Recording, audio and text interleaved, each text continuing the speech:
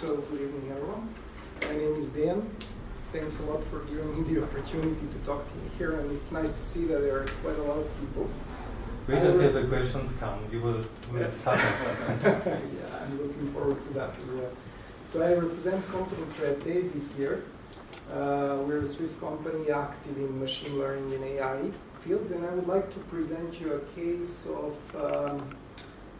use of machine vision, machine learning and computer vision in manufacturing. And on the example of a surge arrestor factory in Wettingen here in Switzerland. This is an ABB factory, by the way. I would like to start by asking you, do you know what surge arrestors are, actually? Who knows what they are? Okay, one? I'm an electrical engineer. Okay. Then I will really very quickly explain what it is. So this is an example of surge arrestor. It's actually a thing that you frequently see on the overhead lines that bring electricity, and it is used to suck up the excess energy which might appear on overhead lines if the lightning strikes it. So if there is a big lightning strikes, lots of energy goes through the wires, and these things then bring that to the ground. And essentially it's it connects on one side to the lines above and on the other side to the ground. This thing here is usually silicon. It's like molded into silicon. And inside you have a structure which has an infinite almost resistance in normal conditions, but when it's heated up, which happens if the lightning strikes, then it really becomes conductive. And the main part of it is a component called varistor, which you stack up these varistors together and you make a surge arrestor. And there is a factory here in Wettingen, in Aargau canton, nearby here, actually, and they produce these varistors.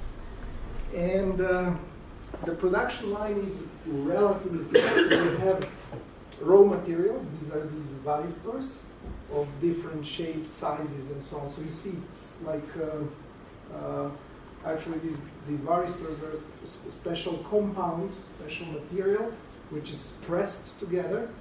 And then you have an assembly section where you put these varistors together. You stack up to make this kind of stick. And then from the assembly it goes to priming, where essentially you put some coating around it for the silicon to better come to the varistor. And then you go to molding, where you put the silicon around it. Then you have a visual inspection to see if everything looks visually right. And then at the end you have electrical testing, which tests whether the surge arrestor is capable of doing what is required from it to do. And in Wettingen, unfortunately, and I assume other factories, because it's a good factory, they have 10 to 15% scrap, which is equivalent to 20 to 27 tons of scrap per year, really material. And then this is in money, 1 to 1.5 million US dollars per year loss due to this scrap. And the problem actually is that once you detect here at this stage that something is wrong, you cannot do anything about it to repair it. You just need to throw away the whole thing because you molded it into silicon, and to unmold it and repair it, there is no chance, basically. You cannot do it. So they throw it away and create lots of waste with that. So the company approached us to try to find the root cause of bad quality early enough in production before you mold everything, so that you reduce quality problems at the end. So in this case, the idea was really in the initial phases, in assembly and priming, before you come to molding, to try to detect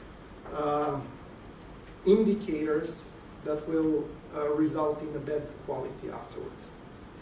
So we approached the problem by, of course, trying to digitalize manufacturing flow. And by the way, it's not digital because there is a step where you measure some things, but it's in the molding phase where it's too late.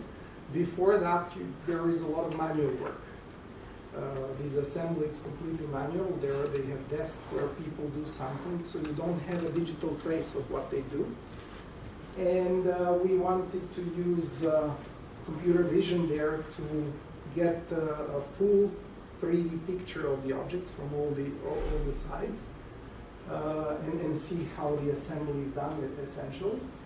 And then to integrate some of the existing sensors that collect relevant production parameters during timing and molding. They're just isolated right now, and bring everything together in a system where we would apply machine learning test techniques to discover parameters which mostly influence the quality.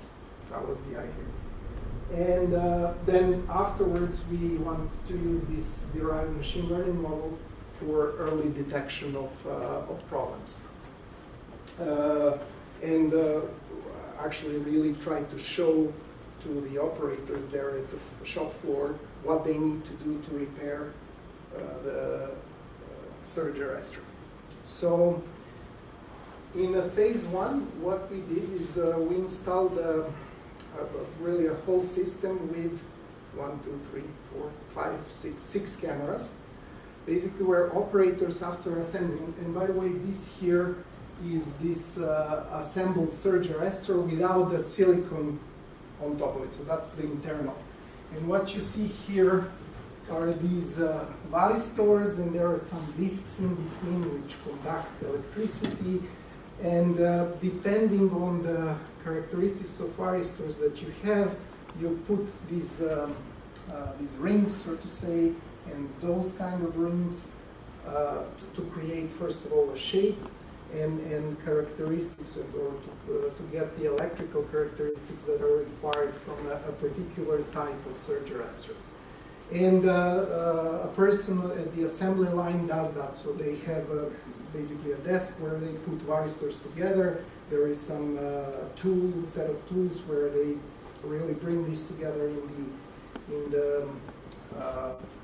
the form that you see here. So the idea was, after they put everything together, they put it in our camera box, which takes pictures from top, bottom, and from 4 sides. And essentially then you will see afterwards the architecture moves into one layer of machine learning, which extracts parameters here that are relevant. So it extracts certain assembly parameters, like, for example, dimensions. These are just examples.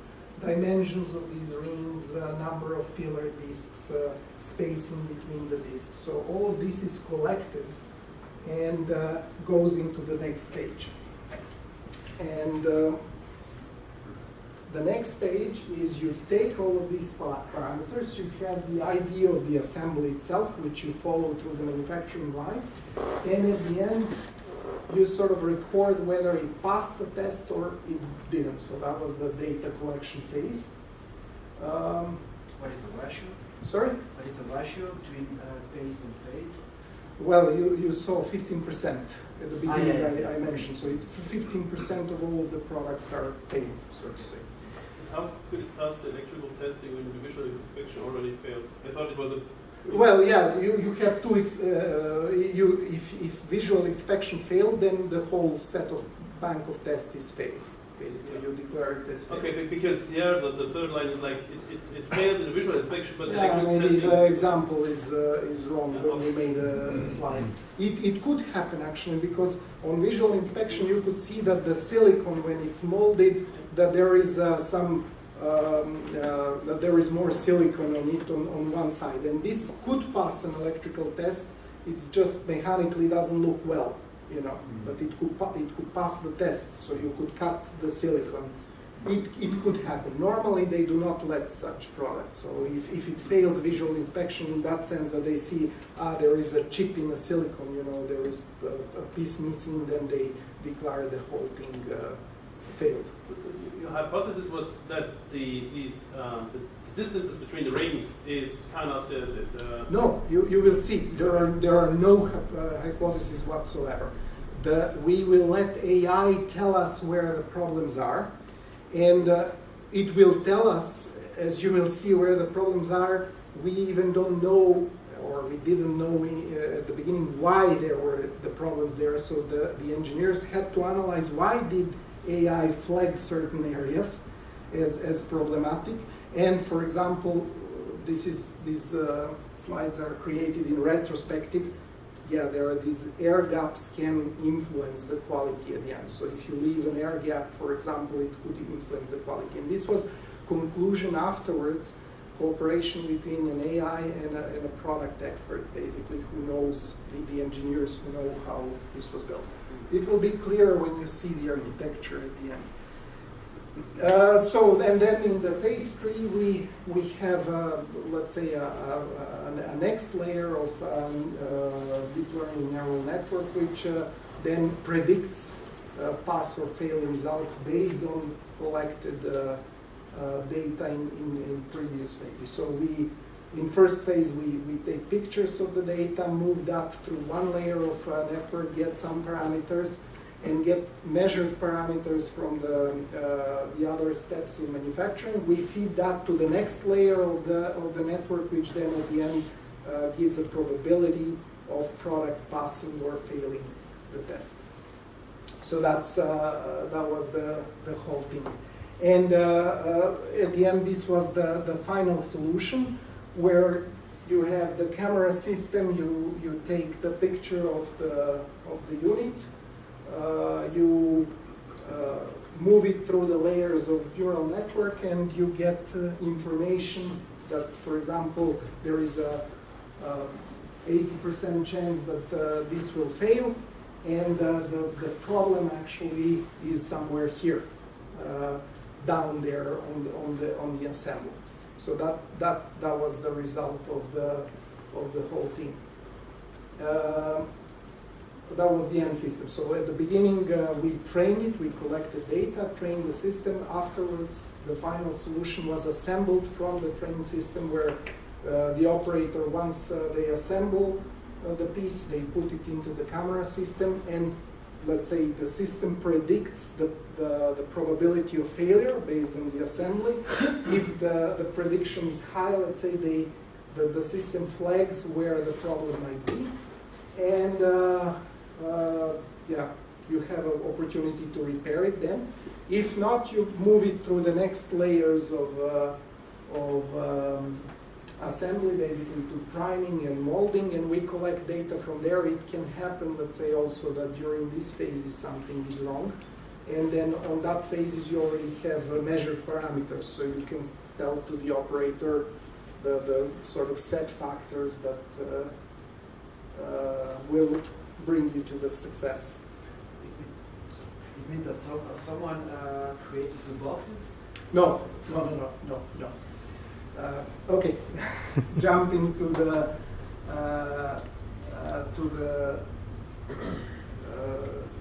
actual architecture.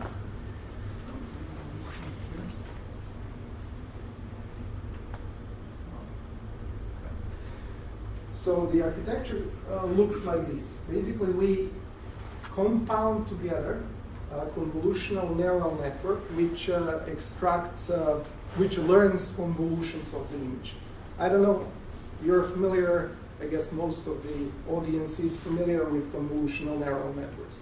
So they extract features of the image automatically. They learn what is important from certain image for the, so to say, the end result that we want to have. And by the way, the network, both layers of the network are trained together. It's not that you train CNN separately from the multi-layer perceptron. You train these together in one chain. And the idea here was that you get CNN do convolutions, so reduce the resolution of the image to certain palpable features of the image, and then you feed that to multi-layer perceptron. You feed also inputs from the rest of the process, and at the end you have probability of pass and fail. Okay, and then there is also another algorithm which is called GradCam, which then, once you get the result, you now do back inference through the network to find why the network concluded that it will be pass or fail.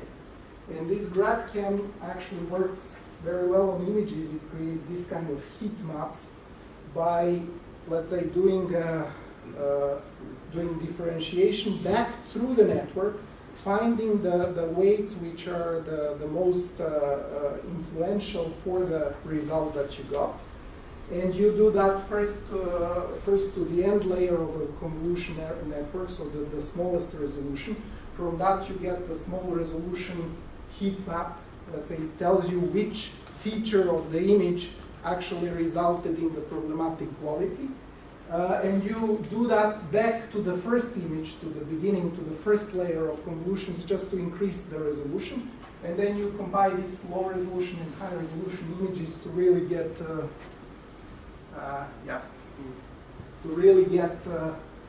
heat map on top of a high resolution to show you which are these, and it can work really on a pixel level to show you which details of the image resulted at the end in the low quality. So essentially here we didn't assume anything at the beginning. We pitted the machine to learn what visually is wrong with a certain assembly and results in a low quality. Of course, this doesn't help a lot. We needed afterwards then an engineer who saw this and said, oh my God, what is this, why? And they needed to analyze what in this assembly really from the physical sense. Machine didn't tell them that. Machine told them, look, when I compare with other images in the history, when I was learning, I saw that whenever this feature appears in the image, it will not pass the test. And it shows this feature there. And one problem was this air gap, for example, that was left. They needed to put one more filler disc. And if they put a filler disc, it would prevent silicon from going between the plates, and there would not be a failure in the electrical test. So that was one thing that was concluded. And there are others, of course. So the input to the convolutional network was just the image, Yeah. no measurements of... No, yeah. Just the image. You put the image, and the network finds the features. The nature of convolution is that the network learned the features which are at the end relevant for this probability in the end. Because why it learned it? Because we actually didn't train the convolution network to recognize an object. We trained the convolution network to tell us what is the probability of failure. And therefore the convolutions, let's say the kernels of convolutions were learned to sort of be relevant for what affects the pass or fail test. So how did you construct the box in the camera? That it seems like this has to be very precise and very... No. There is a pre-processing. I mean, I didn't go into the details. There is a pre-processing part, which actually, however you put the object, it finds it properly on the picture, it marks it, it cuts out the picture, and then feeds it to the network, and it goes from there. So it's really, and taking account that you have 6 cameras, so you really get all the aspects of the object. So this is really simplified picture. It's a bit more complex. Maybe jumping ahead a bit, but I'm impatient to ask. So you took an image. I understand all the benefits of that. It's also very easy for the person in the production line. But have you considered any other inputs? Like, could you do any other sort of tests, like some electrical tests? Yes. Or, Yes. So actually, this comes. You see up there inputs from other manufacturing steps. So, and other manufacturing steps are more automated. So there, for example, in the priming phase, you have a robot, really a robot arm, which spray paints with special chemical the disassembly, the device. And